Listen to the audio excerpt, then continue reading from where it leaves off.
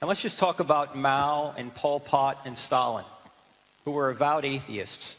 They killed more people in 20 years than all of the despicable religious activity over 500 years. In fact, if you take the Inquisitions, the Crusades, put all that together, you've got about 200,000 dead. Awful. Religions ought to be ashamed of that. But if you take Mao, Pol Pot, and Stalin, you've got nearly 100 million dead. Now, they had no reason to not kill people if there's no God.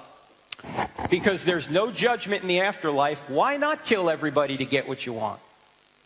And Dennis, you're not exactly a proponent or defender of Stalin, Pol Pot, and Mao. But doesn't Frank have a point that ideologies, in this case hardcore communist ideologies, have actually killed off so many more people than religions have ever done? Of course they do, because again they work with a quasi-religious idea that there is a certain stage you can only come to if we do these horrible acts. I'm not an atheist, I said I'm a non-theist, and I'm a humanist. Stalin was certainly not a humanist. Hitler was certainly not a humanist, and Christianity is certainly not a humanist ideology or religion, because it says that God is more important than the human beings.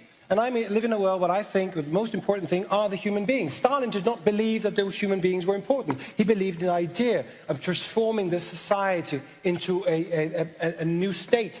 He was not a scientist. He had one of his scientists, Trofim Lysenko, work with a political idea that he could take seeds and tell them to resist frost.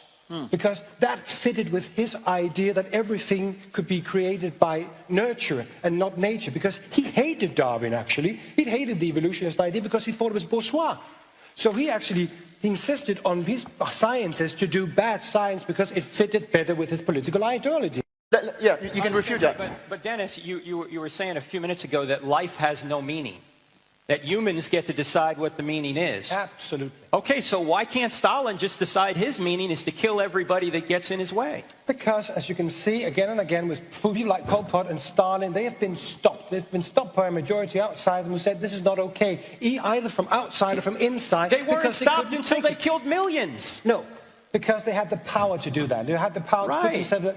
Because they told them that what we do here is important for everybody, even though you might not realize it. Which is exactly the same as religion is doing. Which is exactly why Osama bin Laden can put planes into skyscrapers, because he tells people that what you're doing here is much more important. The purpose is bigger than those human lives. Yes, I'm not here to defend Islam. I'm here to defend Christianity, which says every human being is made in the image of God. No, but Timothy McVeigh, who bombed the Oklahoma City building. McVeigh was doing it in the name of Christianity? Do you think Jesus commanded McVeigh to go do that? I certainly think that he was convinced that that was the case. Well, he may have been ill. He may have abused Christianity. But if there is no meaning to life, and every human being gets to decide, you have exactly a Stalin or a Pol Pot or that's interesting, because that's very Mao do exactly what they did on your worldview. Yeah, but on the Christian worldview, everyone in this room and everybody outside this room is made in the image of God, and they have an inherent right to life. Do people abuse that? Yes, they do. But again, you don't judge it by its abuse.